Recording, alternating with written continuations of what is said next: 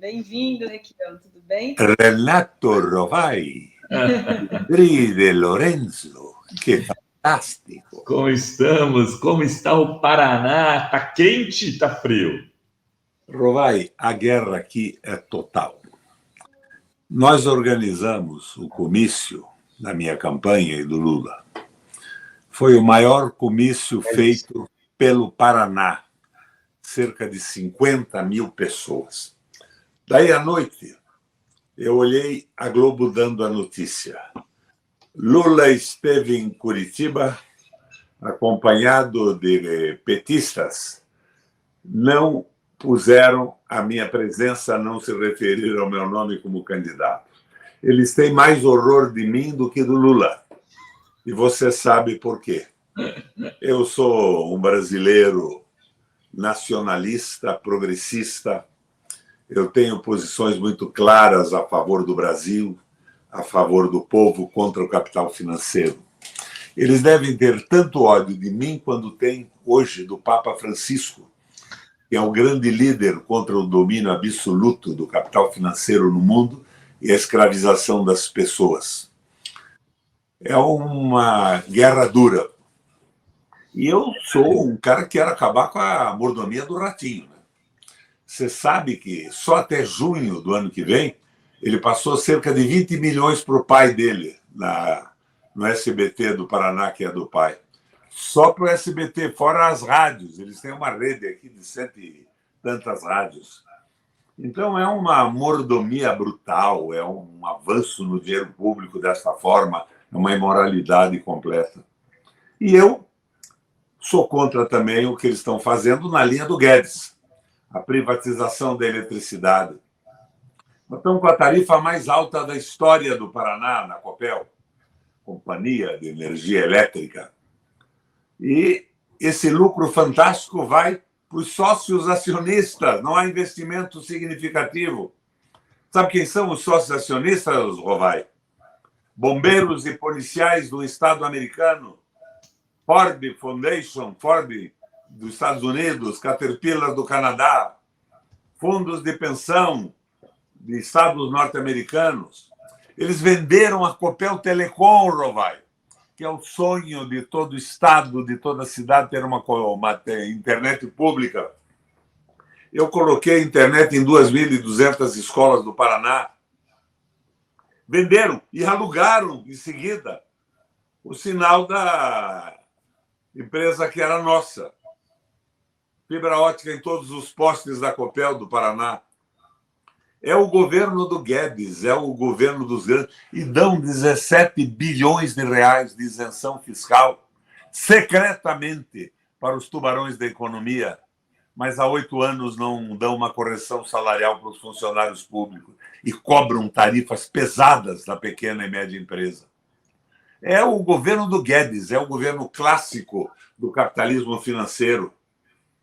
Não tem governo para o povo no nosso Paraná. E eu estou nessa luta, né? Agora, eu acho que vamos fazer o Lula ganhar aqui no primeiro turno e eu estou numa briga pesada contra essa gente. O Lula vai fazer uma entrevista com o Ratão. Amanhã, pois né? É, amanhã, pois eu, é. inclusive, quando ele me falou que ia fazer, eu aconselho, eu quero que o Lula ganhe a eleição. E o Ratão vai puxar o saco do Lula como puxava no passado. Depois agarrou no saco do Bolsonaro. Você sabe que o Ratão tem um princípio, acredito eu, né? Que não é mal puxar saco. É mal puxar do saco errado. Ele só puxa o saco de presidente da República. Ele estava colado no saco do Lula, feito um carrapato. Agora está colado no saco do Bolsonaro, feito um carrapato. Mas já comprou aqui a televisão SBT do Paraná. E dizem por aí que ele quer comprar do Silvio Santos também. É este o governo do rato. O pai é um sucesso. E o Paraná... Falando, as últimas pesquisas te dão um pouco atrás do Ratinho, ele ainda ganhando no primeiro turno, é isso, Ricardo? Rovai, a primeira eleição que eu participei, eu tinha 2,4% nas pesquisas. O meu adversário tinha 84%. Quem tomou posse fui eu. Eu sou especialista em pesquisa, Romai. Cientificamente, elas são muito interessantes. Eu tenho uma espécie de uma pós-graduação em pesquisa que eu fiz com o principal assessor do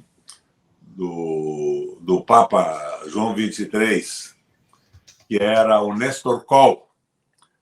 E eu entendo muito disso. Outro dia, o Bolsonaro, com registro no TRE, claro, né, Rovai, não poderia ficar sem a sanção dos juízes. Publicou uma pesquisa que ele ganhava folgadamente o Senado do Álvaro Dias, no Paraná. 2 dias depois, o Álvaro publicou outra pesquisa com registro no TRE, devidamente homologada pelos juízes, em que o Álvaro fazia 10 ou 15 pontos acima dele. Pesquisa é correta. A imoralidade é o comércio de pesquisa. E a outra coisa terrível aqui é que eu não posso dizer nada do rato no horário eleitoral. O Tribunal Regional Eleitoral me tira do ar e me multa. Eu não posso dizer nada. Eu não posso dizer que o rato pagou cerca de 20 bilhões de reais para o pai. Não é 20, é 19.600, se não me engano, até junho do ano passado. Mas ele subiu extraordinariamente a despesa em publicidade. Provavelmente isso aí já é mais que o dobro nesse ano. Mas eu não posso dizer. O Tribunal Regional Eleitoral aqui não admite que eu diga verdades, que eu critique o rato. Está uma vergonha isso. Mas eu estou na luta. E tenho certeza que o Lula vai ganhar no primeiro turno e vamos fazer 60% dos votos válidos. E vamos ganhar no sul do Brasil também. Você viu o último programa do Lula? Caiu de pau em cima do Bolsonaro. Botou o Bolsonaro no pelado de bunda de fora. E até a fórum lá, Requião. Eu não posso dizer um ai aqui que tem um juizeco lá do tribunal que me multa. Eu até queria mostrar esse programa, tá tão bom, não sei se pode mostrar, mas você sabe que a Fórum, inclusive, tem uma reportagem da Fórum onde a gente conta a história dele no Exército, né? Porque o pessoal esconde que ele foi expulso, que o Geisel chamava ele de bunda suja. Daí a gente fez uma matéria mostrando isso e está lá no programa. O programa é da cintura para baixo. Você gosta disso, né, Requião? Você citou. Não, eu gosto da verdade. Eu não gosto da grosseria. Aliás, qual é o problema da Globo com o Bolsonaro hoje? O Bolsonaro não sabe usar o talher adequado no almoço. E no jantar, a louça que ele coloca é equivocada. Mas eles estão absolutamente de acordo com a entrega do Brasil, com a entrega do petróleo, com a entrega da água, com o massacre dos trabalhadores, com a retirada da dignidade do trabalho, com o fim das garantias que surgiram no sul do mundo. Não foi no leste, não são comunistas. Mas eles têm horror disso tudo. Eles querem um Brasil colônia, onde eles ficarão uma espécie de feitores, conduzindo a opinião pública. Por que faz uma reportagem sobre o comício que eu organizei e não me mostra? Não cita o meu nome? O que é isso, Rovai? Diga aí, do alto da sua sabedoria, debaixo desse boné elegantíssimo, o que você acha que é isso? Que atitude da Globo é essa? Se fosse Ciro Gomes, eu dizia uma meia dúzia de palavrões aqui. Mas eu fui educado em outras esferas, né? Embora vocês sabem que eu seja um oficial da Cavalaria da Reserva do Exército Brasileiro. Ô Requião, e como é que está a disputa para o Senado? Sabe que ela acabou virando nacional, né? Tem muita gente olhando para ela. Muita gente interessada. É a Rosane, do Partido Verde, Rosane 433. Mas as pesquisas que o TRE homologa, né? Esse TRE que me tira do ar quando eu digo uma verdade, que se preocupa com o Firu. Vou contar outra história aqui, um intervalo aqui, vamos lá. Eu disse que congelei a tarifa da eletricidade em 8 anos de meus 2 governos sucessivos. Você sabe que eles tiraram do ar e me multaram? Porque eles disseram, não, o Requião não congelou a tarifa. O Requião utilizou do artifício fiscal, ele deu um desconto para pagar em dia. Eu disse que congelei a tarifa, Rovai, da perspectiva do povo, que não teve a tarifa aumentada. a técnica que eu utilizei para não obedecer à agência nacional e não aumentar a tarifa no momento que nós estávamos naquela crise que quebrou os Estados Unidos, Lehman Brothers e tudo mais, foi outra. Eu utilizei uma técnica contábil. Você sabe que os caras me tiraram do ar, que eu não posso dizer que congelei, embora eles queriam que eu dissesse que não congelei. Olha, é o fim do mundo a justiça eleitoral no Brasil. Eu acho que tem que acabar isso. Essa justiça eleitoral não existe em outros países. É a magnificação do judiciário no Brasil. Claro que tem gente boa no judiciário, tem gente porreta e tudo mais, mas nós temos que mexer. Eles têm ódio de mim, talvez, porque eu tenha sido o autor da lei de abuso de poder de agente público, lembra? Que todo juiz, promotor, qualquer agente público, inclusive parlamentar, que abusasse da sua condição para infamar alguém, calúnia, injúria e difamação, teria que pagar pesadamente. O Moro trabalhou comigo naquele projeto de lei. Só que, no fim, ele queria hermenêutica livre. Ou seja, se a lei dissesse o Rovai tem direito de usar esse boné deselegante na sua live, o juiz diria não, ele não tem direito. E ele não seria condenado e dava a interpretação que ele quisesse à lei. O juiz não precisava obedecer à lei. Aí o Moro saiu do diálogo comigo. Eles querem uma licença absoluta. Eu, por exemplo, Rovai, eu era a favor da condenação em segunda instância, desde que os juízes fossem punidos, e os promotores também, quando ultrapassassem o limite da lei, que não transformassem a condenação numa condenação ideológica, partidária. Agora, como hoje, você vê que a visão partidária é absoluta, a visão ideológica é absoluta, o Barroso diz lá, eu vou refundar a República, o outro prende um sujeito porque não fez quase nada. E para você ver que a minha visão é de um advogado, de um jurista, eu fiquei horrorizado com o que fizeram com o Sérgio Moro aqui outro dia. Descobriram que um folhetinho do Sérgio Moro não tinha imprimido o número da sua conta. O que o juiz poderia ter feito, Rovai? Intima o Sérgio Moro, ele manda para a gráfica e imprime o folhetinho. Foi uma distração da equipe de propaganda. Fizeram uma busca e apreensão na casa do cara, com cinema, com tudo. Eu não tolero isso. E alguns companheiros de esquerda festejaram isso. Qualquer ameaça, qualquer pessoa, é uma ameaça constante a todas as pessoas. Fizeram um absurdo com o Moro para se exibir, fazem um absurdo amanhã com o Lula ou com qualquer um, como já fizeram. Como é que eu posso bater pesado no que fizeram com o Moro, a injustiça com o Lula, que o Moro fez com o Lula, a injustiça, a canalice toda, e concordar com um absurdo que fazem com qualquer outra pessoa? Nós temos que entender que o judiciário está extrapolando os seus limites, os limites da lei. E isso não me faz ser simpático com o Moro, não. O Moro aqui no Paraná vai se ferrar de verde e amarelo. E como é possível, Requião, o Moro está aí candidato pelo Paraná e a Rosângela está aqui de turista em São Paulo, tentando se eleger por São Paulo? Dri de Lorenzo, você é a favor da permanência do casal no mesmo lar? Não há problema. Virou até slogan de campanha, junto o casal. É que o Moro não tem domicílio no Paraná. Quando ele se filiou em São Paulo, ele se desfiliou no Podemos do Paraná. O que significa isso? Que ele não podia registrar a candidatura. Mas, porém, todavia, contudo, o TRE aprovou a sua candidatura, se não me engano, por 5-0. Nós temos que botar juízo no judiciário brasileiro. Moro não poderia ser candidato. Ele não tinha domicílio. Ele não poderia ser candidato para não atrapalhar o Brasil. Você viu a entrevista dele como presidente, candidato a presidente? Eu venderei a Petrobras. Venderei como um feirante vende um pastel. Se o pastel tiver uma azeitona a mais, ele vale um pouco mais. Se tiver menos, é por um preço mais baixo. É possível que na cabeça de uma pessoa que tenha neurônio, uma asneira desse porte seja dita?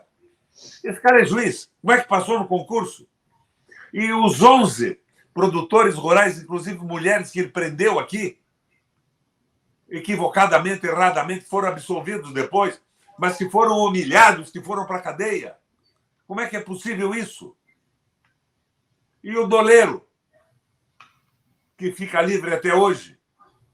Então, era a instrumentalização do judiciário a favor do quê? A favor da entrega do Brasil. Eles queriam afastar o Lula para ganhar o petróleo, subir o preço, e preço absurdo. Rovai, quanto é que custa um barril de petróleo? O apelido do barril é Brent, é o apelido internacional de um barrilete de petróleo. Refinado numa refinaria brasileira, por trabalhadores brasileiros que recebem em real, retirado do solo do pré-sal. Quanto é que custa? Qual é o custo de produção? Menos de $10, Romário. $10. Menos de $10. Daí você põe o imposto estadual, federal e os royalties, ou seja, as licenças de técnicas de refino que são patenteadas por outras empresas do mundo, ele vai no máximo a $23. Você vai encher o tanque na bomba, estão cobrando 140. E tirar os impostos estaduais, deixando os estados à míngua, sem dinheiro para a saúde e para a educação, num jogo pré-eleitoral. Onde é que está o raio do TRE, que já não caçou esse Bolsonaro? Pois é, e não falam, né, que estão ganhando muito dinheiro à custa, né, do preço dos combustíveis. De Lorenzo, eles não estão ganhando dinheiro, eles estão roubando do Brasil. Estão roubando no momento de crise, com o aumento do combustível, o preço de tudo sobe. A inflação do Brasil está sendo puxada por preços públicos administrados pelo Estado. Aqui no Paraná, o roubo da tarifa da Copel e da Sanepar é incalculável. E fizeram, Renato Rovai, uma reunião do Conselho de Administração da Copel e decidiram que a Copel aplicará sempre o preço mais alto possível, independente da sua necessidade. E deram aos sócios minoritários o mesmo direito de voto e de decisão que tem o governo do Estado do Paraná, que representa o povo. Minha gente, esse pessoal devia estar na cadeia. Agora, eu não posso dizer isso porque o TRE do Paraná me tira do ar.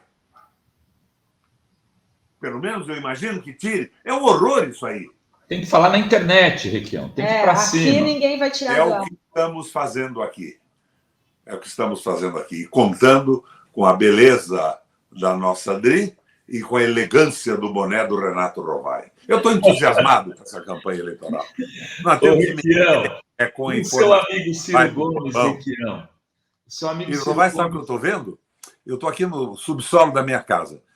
Eles dizem que eu sou a velha política. Eu sou a velha política. Eu sou um sujeito que estou falando com vocês da minha casa, que é uma casa do BNH que eu comprei há mais de 40 anos. Eu sou casado há 52 anos, o Dri de Lorenzo, com a mesma mulher. Às vezes, eu digo brincando, a minha mulher dizendo, você é leal, você é um cara que me ama. Eu digo, não, é falta de imaginação e criatividade. Mas eu sou um conservador nessas coisas. E sou um revolucionário no ponto de vista social e econômico. Por isso que eu tenho profunda admiração com o Jorge Bergoglio, o argentino que é papa e é fantástico combatendo o domínio do capital financeiro.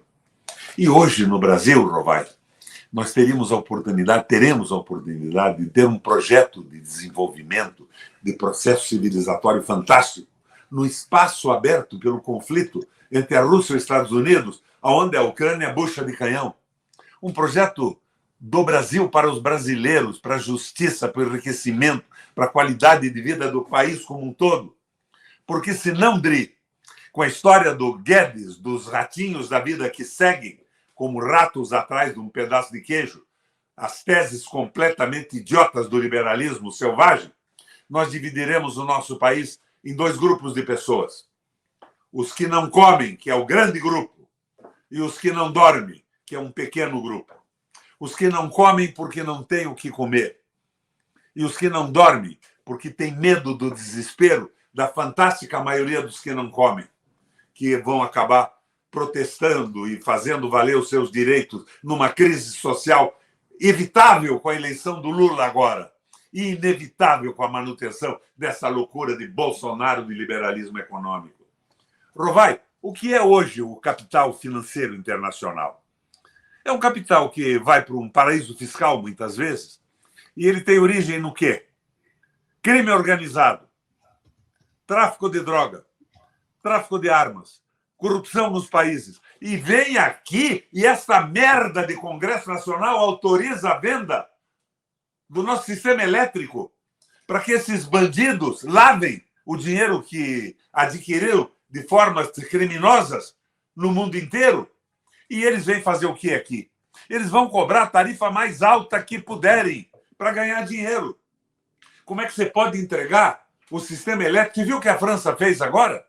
Estatizou 100% do sistema elétrico. Você viu o que a Alemanha fez? Estatizou 100% do sistema petroleiro e elétrico. Você sabe que Londres e Paris estão estatizando novamente o sistema de água e saneamento? E nós estamos nessa boçalidade seguida por ratinhos, por bolsonaros e por eleitores. Olha, eu fui governador aqui. E uma das coisas que mais me impressionaram à época foi a minha relação com a Assembleia de Deus. Posso contar para vocês? Tenho tempo? Claro. Pode, claro. Eu era prefeito de Curitiba. Ganhei a eleição do Jaime Lerner, que era o ícone da direita brasileira, e cá entre nós não era um mau prefeito. Ele não tinha a visão social que eu tinha, a preocupação social com o emprego, com as pessoas, mas do ponto de vista do mobiliário urbano e tudo isso, foi porreta, viu? Eu estava lá há algum tempo na prefeitura e naquele começo de governo eu estava dando audiência às pessoas que tinham me apoiado e aos movimentos sociais que queriam falar comigo. Uma tarde entra o chefe de gabinete, que era o Milton Borges, e me diz: Requião, tem aí um pastor que quer falar com você. Eu perguntei: mas ele agendou a visita? Não, não agendou, ele está aí. Então deixa ele para o fim da fila. Quando a gente terminar de atender, eu atendo esse pastor. Esqueceram do pastor Roy. Lá pelas 6h30, 7 da noite, as audiências tinham terminado às 4h30, 5 horas. Entra o Milton Borges e me diz: Requião, o pastor está aí. Meu Deus do céu. E eu naquele gabinete do Jaime Lerner, você não imagina o que era o gabinete. Uma mesa oval fantástica, tapetes grossos assim. Era um luxo de rainha da Inglaterra, aquele gabinete da prefeitura. Eu disse: vamos atender o pastor, manda ele entrar aí. Abriram a porta, ele entrou, sentou na minha frente, naquela mesa principesca, e eu, encabulado de ter deixado esperar tanto tempo, disse: pastor, é um prazer recebê-lo. Em que eu posso servi-lo? Qual é a sua reivindicação? Ele me olhou, com alguns óculos de ar escuro, e disse: prefeito, eu não vim lhe pedir nada, não. Eu fiquei impressionado que o senhor disse que queria construir a Somas no Paraná. O que era a Soma? Era uma escola para meninos e meninas de rua. Escola completa, com oficinas, oficina de carpintaria, de marcenaria, de padaria, e um ensino sofisticado paralelamente a isso. Ele disse: eu soube que o senhor queria construir a Somas no Paraná, e há uma Soma em Curitiba. E o senhor não pode começar porque a prefeitura está em dificuldades financeiras, o senhor vai ter que arrumar a prefeitura antes. Eu disse: é isso, mas nós vamos construir. Não, o senhor pode começar a construir já. Eu sou o pastor José Pimentel de Carvalho, presidente da Assembleia de Deus do Paraná, e eu vim aqui encantado com a proposta que o senhor colocou. Ele ofereceu material de construção. O senhor pode começar a fazer amanhã a escola. Rapaz, eu me emocionei quase às lágrimas. E você vê que eu estou emocionado agora também. Construí a escola com a ajuda do pastor Pimentel. E o pastor Pimentel passou a ser, na sequência, o presidente do conselho de administração da escola, que foi fantástica. E nós fizemos aí no Paraná 20 e poucas escolas, oficinas, escolas maravilhosas para as crianças marginalizadas. Hoje, a Assembleia de Deus tem o Malafaia, não tem o José Pimentel de Carvalho. Era um cara extraordinário. E depois, com a Zilda Arnes, eu fui apoiar a Pastoral da Criança. Então, nós trabalhamos com esses movimentos religiosos de uma forma fantástica. Agora, hoje só tem gente pedindo dinheiro para o povo, andando com aviões de custos incríveis, vivendo em casas milionárias. Que coisa terrível. o Pimentel de Carvalho marcou a minha vida e a visão que eu tenho dos religiosos, que é uma visão extraordinária. A Bia Rocha está dizendo aqui, né, comentando, pastor José Pimentel era um homem sério, ele não gostava do Silas Malafaia. Provavelmente... Eu não sei se ele gostava ou não do Malafaia, eu nunca perguntei a ele, e nem existia Malafaia naquela época, com o destaque que tem hoje. Eu conhecia o Malafaia, que ele aparecia lá no Senado, ia tomar café com a gente, muitas vezes sentou comigo numa mesma mesa, mas nunca vi esse veso maluco que ele está colocando.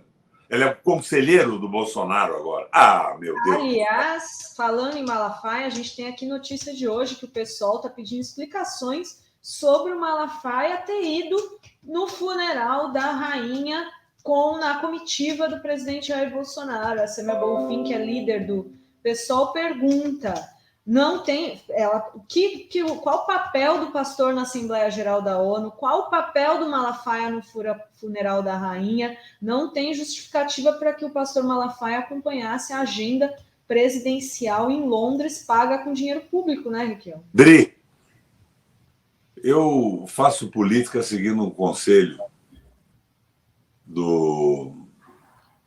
um arcebispo brasileiro. Tem que dizer sempre a verdade. Você me perdoa, o presidente da República podia levar o Malafaia, o Malatorta, o Malatesta como companhia numa viagem sem nenhum problema. O escândalo do Brasil não era esse tipo de frescura e de contestação. O escândalo do Brasil é a privatização do petróleo, da água, a retirada do direito dos trabalhadores, o fim da aposentadoria. O escândalo do Brasil é a interrupção do processo de construção de uma nação, do processo civilizatório. Que se me dá quem levou o Bolsonaro como companhia pessoal para se aconselhar ou não. Não vejo o problema nisso. O problema é o Bolsonaro ser presidente da República. Eu fico horrorizado com essas pequenas frescuras de partidos que não encaram de forma firme e definitiva a questão nacional do Brasil colônia, da escravização do trabalho. Não é por aí. Vamos levar a sério a política. Que se me dá se a Michelle levou um cabeleireiro ou não. Porque no avião presidencial tem 300 lugares, botar um cara sentado do lado lá, porque o presidente quer conversar com ele, não tem importância alguma. Não é esta a questão, é isso que me irrita. Você acha que perdemos tempo com essas coisas enquanto estão vendendo o Brasil? E vamos dizer besteira.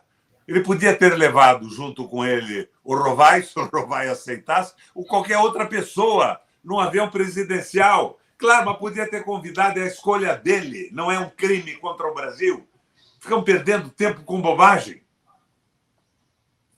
Não, eu concordo contigo. Eu tinha um tio, Requião, que muito parecido com você. Não, ele faleceu, Nilo Rovai, um militante nacionalista, tal. Ele sempre dizia isso. A chave dele para qualquer conversa era essa que você está falando. Estão perdendo tempo com besteira, tal. Mas ao mesmo tempo, ela levar o maquiador tem um simbolismo também, né? Uma coisa assim,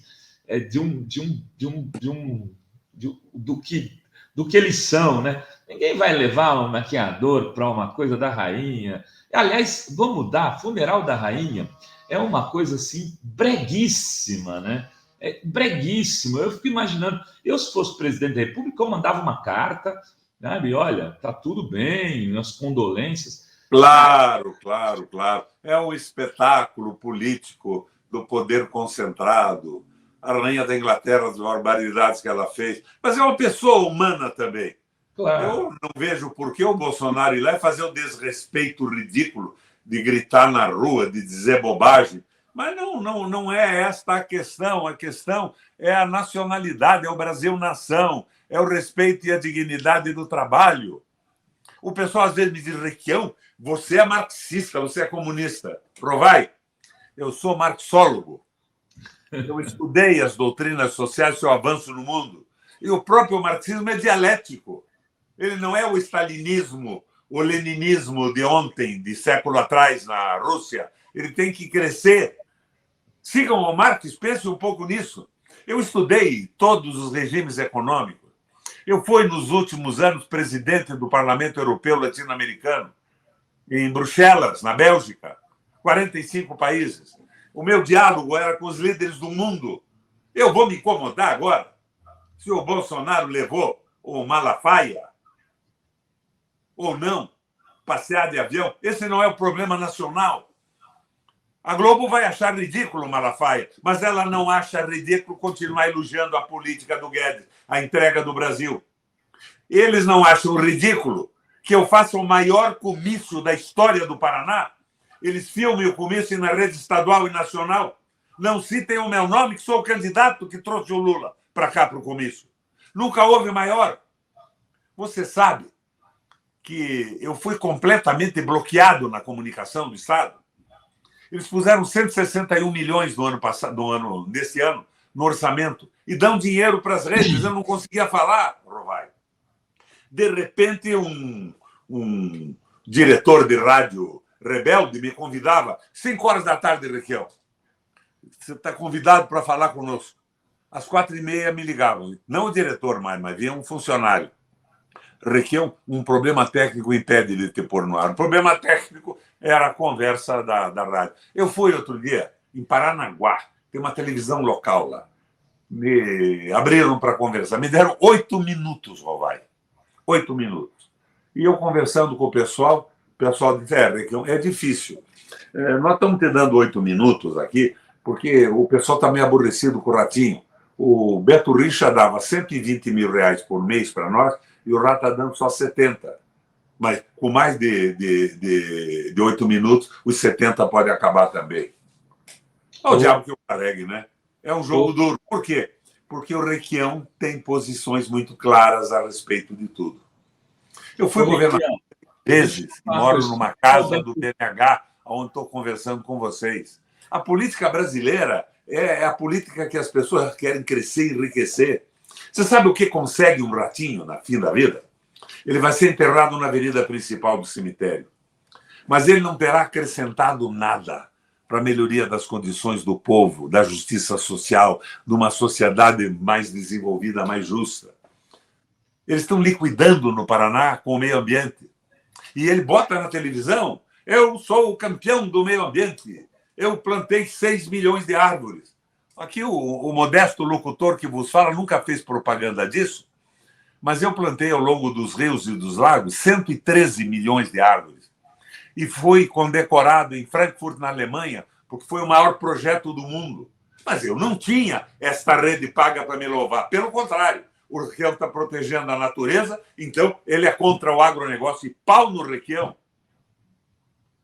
Eu acho que o Lula é a única esperança que a gente tem. E eu digo sempre, você sabe que eu sou amigo do Lula, né? Sim, claro. Mas eu não sou discípulo do lulismo. Sim, se o lulismo é uma religião, eu não sou devoto. Mas hoje é a única esperança que o Brasil tem de reabrirmos o espaço democrático. O Requião, eu falava... Se você abrir aí a internet, o Google, você vai ver as críticas que eu fazia. Eu nunca engoli o Meirelles, que agora está dizendo que tem que fechar todas as estatais. Meu Deus do céu. Nunca engoli o Joaquim Levy, nem o Nelson Barbosa. Nem o Palocci. Nem o Palocci. Deus me livre, o Palocci. E o Barbosa, que queria o Banco Central independente. Você sabe que eu fui uma vez... Mas, porém, todavia, todo. Eu sempre apoiei as medidas da sensibilidade social do Lula. E hoje eu apoio com entusiasmo. O Lula que eu estou apoiando hoje, me perdoe a franqueza, não é aquele Lula que foi presidente da República. É o Lula que foi preso, que viu a Dilma cair para acabarem com o projeto nacional do Brasil, nos transformar em colônia.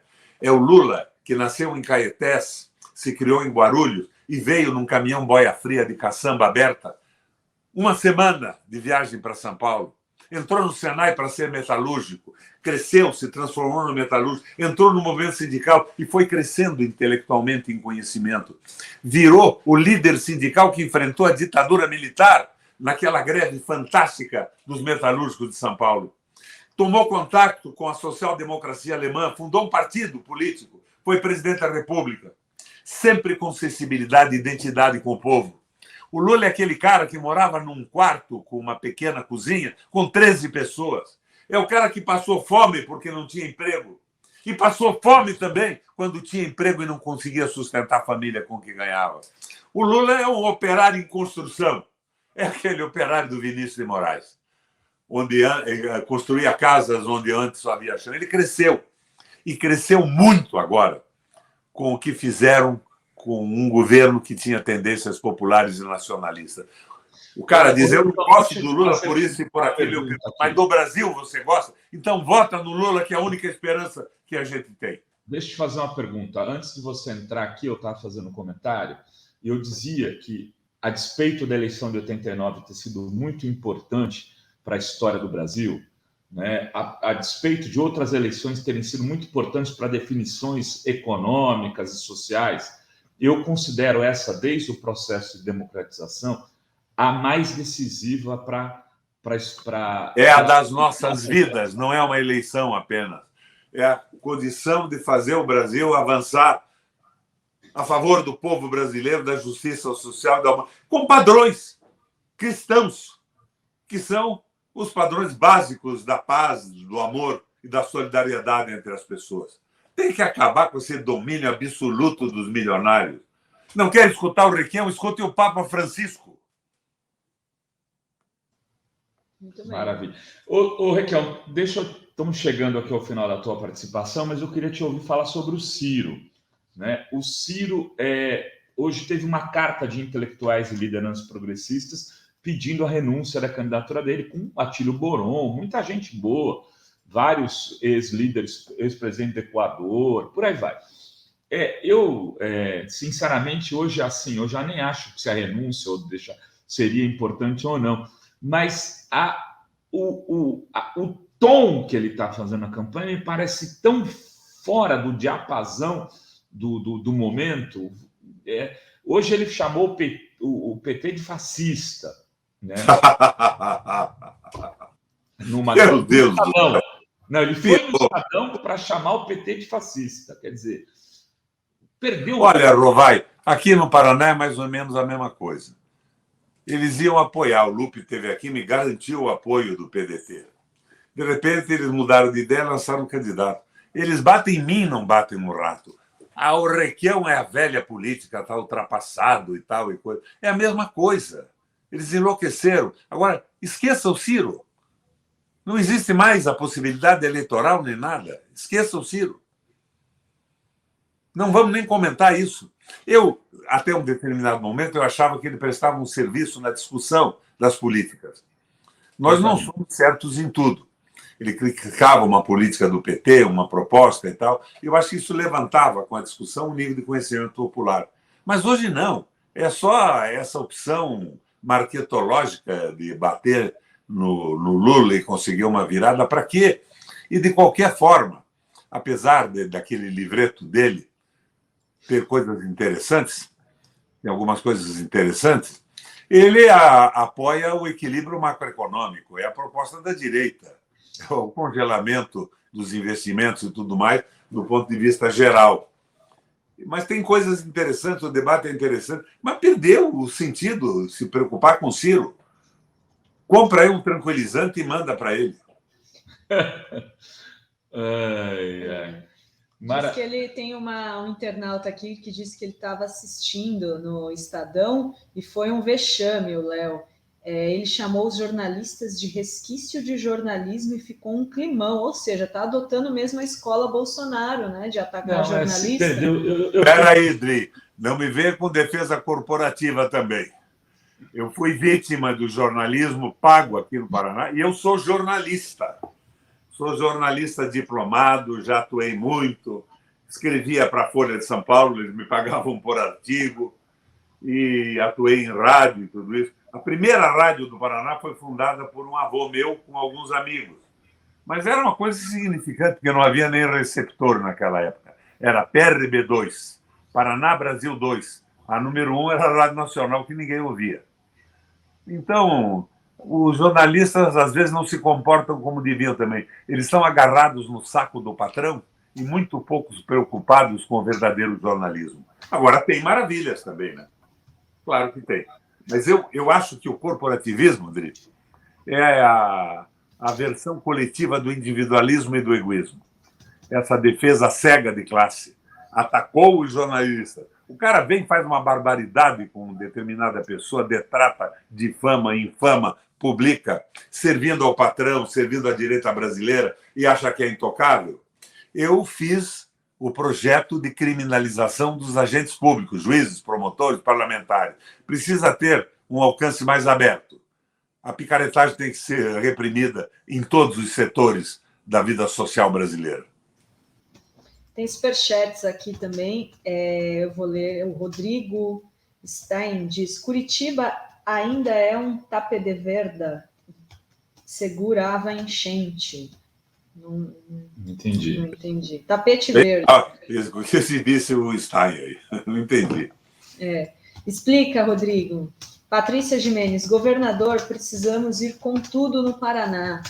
A Thaís Neves diz: moro em Porto Alegre, senão votaria no Requião. E tem também aqui a Marilice Garotti: bom dia, comunidade Fórum. Não tenho raiva do Ciro, nem pena. Ele poderia ser uma opção para 2026, mas escolheu apoiar o fascismo. Não é louco e sabe bem o que faz desde 2018. Virou um garoto do inominável, imperdoável. E tem também aqui o Franklin Caetano de Freitas. Fala, Rovai, Lula deve ir ou não ao debate do SBT? Ele já disse que não vai, né? Eu sou contra ele ir. Eu acho que assim, no da Globo pode ser importante, inclusive, para ganhar no primeiro turno. Do SBT, como disse o Requião, vai lá dar entrevista para o Rato vai ficar lambendo ele, eu acho isso mesmo, concordo. Tem batido até agora, mas tem a perspectiva do Lula ganhar a eleição, e ele vai lamber o saco do Lula, como lambia antes, e depois deu mordidas, mais do que lambidas, no saco do Bolsonaro. É uma vergonha isso. Olha, o Ratão é um bom comunicador popular. Não é um intelectual da mídia, mas é um bom comunicador popular, sem sombra de dúvida. Mas ele está querendo, talvez, trazer alguns eleitores do Lula para o Ratinho aqui no Paraná também. Aqui no Paraná a eleição está difícil e não impossível. Tem 40% de indecisos. Se eu pudesse ter essa conversa que nós tivemos aqui na Globo, no horário bom, estava vencida a eleição. Rovai, Dri, nunca tive uma eleição tão fácil na minha vida. Mas eu sou impedido de me comunicar com a população pelas decisões do Tribunal Regional Eleitoral e pelo silêncio da mídia e pelo dinheiro do Estado. Parada é dura. Mas eu não sou um candidato, eu sou um militante político. Política até amanhã. Se eu ganhar, vai ser uma maravilha. Vou ajudar muito o Lula. E vou fazer modificações no Paraná a favor da população. Se eu não ganhar, continuo militante do mesmo jeito. Afinal, eu só tenho 81 anos, que significa que eu vou ter mais 30 ou 40 anos de vida útil para fazer política. Muito bem. Qual que é o segredo? 81 anos está tão bem assim? O segredo é viver bem, não exagerar nas coisas, mas não se privar também de alguns prazeres. Você toma um vinhozinho toda noite, todo almoço? Não, eu já tomei bastante vinho. Eu hoje sou seletivo. Se o vinho for muito bom, eu tomo toda noite, mas não tomo qualquer vinho. Quando eu assumi o governo do Estado aqui, vou te contar uma história. Eu assumi contra tudo e contra todos. Era o Ghosh, o candidato da esquerda, e dei um banho no Jaime Lerner, que era o ídolo da direita brasileira. E eu fiz uma viagem com a minha mulher, com meus filhos, para fora do Brasil, porque tinham 2, 3 meses para assumir o governo e eu não aguentava mais o pessoal que não tinha participado como devia na campanha, mas queria cargo no Estado. Aquele horror. Eu comprei uma passagem para a França lá, aluguei um carro, e a imprensa brasileira foi atrás de mim para ver aonde o Requião estava hospedado. Eles queriam me encontrar num 15 estrelas daquele, para dizer que eu era um bandido, um tapete.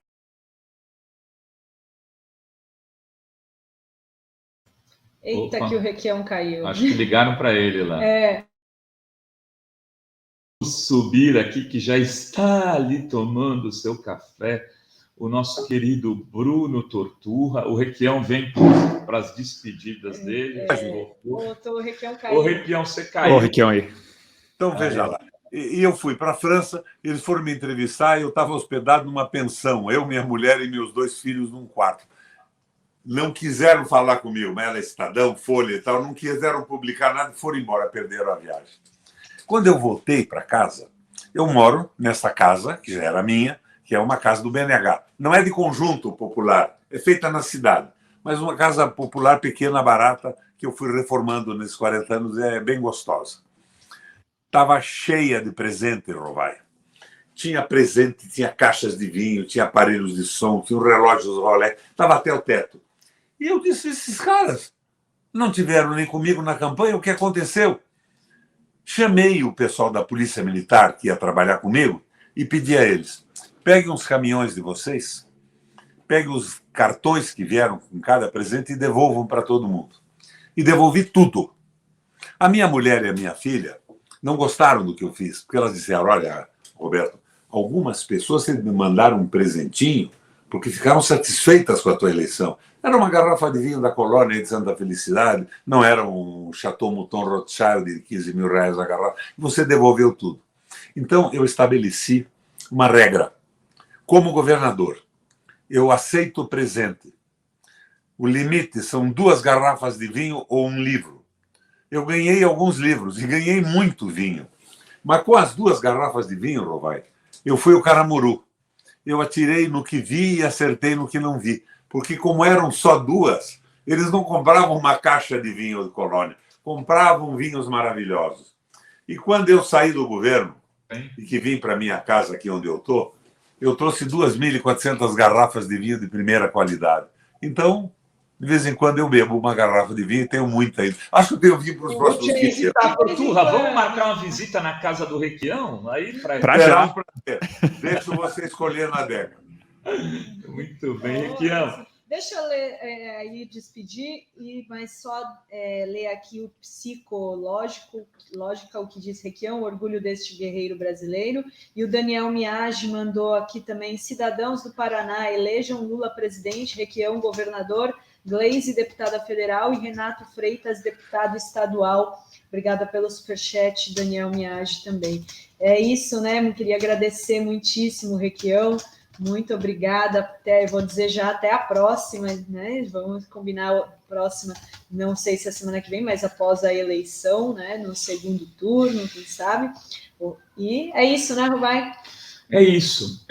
Vou dar a palavra para o Requião fazer as despedidas dele, pedir apoio lá, já que a Globo não dá, fora não dá espaço para o Requião falar. Minha gente, eu faço política porque eu não quero ser enterrado na avenida principal do cemitério. Eu fui governador do Paraná 3 vezes, eu fui presidente brasileiro do Parlasul e do Parlatino. Escritório no Panamá, um escritório em Montevidéu. Aprendi muito sobre a política do mundo. E nos últimos 2 anos de Senado, eu fui presidente da Eurolat, do Parlamento Europeu Latino-Americano. Eu aprendi muito sobre o que acontece no mundo. Esses passos do liberalismo, esse domínio absoluto do capital financeiro. E eu quero utilizar o que eu aprendi em favor do povo do Paraná que me assegurou esses mandatos. Eu faço política por paixão. Eu sou um militante mais do que uma pessoa conhecida no Brasil pelas Forças Armadas. Eu sou filho de um sujeito, Rovai, o Wallace Tadeu de Melo e Silva, que era médico. Segunda, terça e quarta-feira, o consultório dele não cobrava consulta, porque atendia o pessoal mais pobre da periferia de Curitiba. Eu fui educado assim. O meu bisavô fundou o primeiro partido operário do Brasil, em Curitiba, no Rio Grande do Sul, em São Paulo e no Rio de Janeiro. E ele era um sergipano. E o meu trisavô foi o lugar-tenente do Frei Caneca na Confederação do Equador, o primeiro movimento popular de nacionalistas do Brasil para sair do jugo estrangeiro dos portugueses à época. É a minha formação. Eu sou um sujeito nacionalista, popular e democrático geneticamente. Estou nessa luta. Com eleição ou sem eleição, continuo mesmo. Morando na mesma casa e não diria que pensando a mesma coisa, porque dialeticamente a gente tem que progredir e não estacionar. Um abraço a vocês. Obrigado pelo espaço. Valeu. Manda um boné igual esse para mim, hein, que eu achei uma beleza. Eu vou levar o boné, você me dá os vinhos, tá tudo bem, combinado. Obrigada, Raquel. Grande. Beijo. Valeu, Raquel.